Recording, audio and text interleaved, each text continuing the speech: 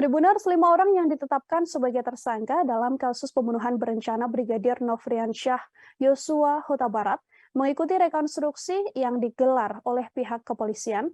Rekonstruksi dimulai dari situasi di Magelang, Jawa Tengah yang kemudian dipindah reka adegannya di sebuah ruangan di Saguling, rumah pribadi Irjen Verdi Sambo. Dalam reka adegan ini, Putri Chandrawati, istri Verdi Sambo, terlihat berbaring menggunakan setelan putih. Di samping Putri, seorang asisten rumah tangga dan juga ada tersangka Kuat Ma'ruf, sopir pribadi dari Irjen Verdi Sambo.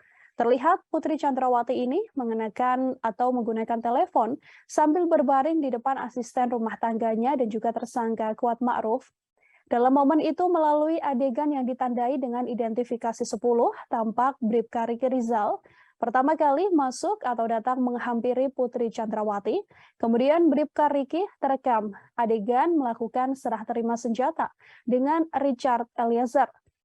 Kemudian dalam identifikasi ke-12 yang berada di kamar Putri Chandrawati, terlihat Brigadir Yosua duduk bersila berjarak sekitar 1 meter dari ranjang yang ditiduri Putri Chandrawati. Identifikasi berlanjut sampai identifikasi ke-14 yang diperlihatkan kala Putri Chandrawati sedang menelepon dengan posisi tertidur. Putri kemudian menemui Bribka Riki Rizal dan sempat berbincang.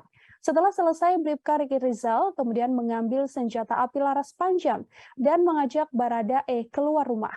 Dari momen itu diketahui bahwa sebelum Brigadir J ada di dalam kamar Putri Chandrawati, sudah ada ajudan lain yakni Bribka RR yang terlebih dahulu berbincang dengan istri Verdi Sambo tersebut.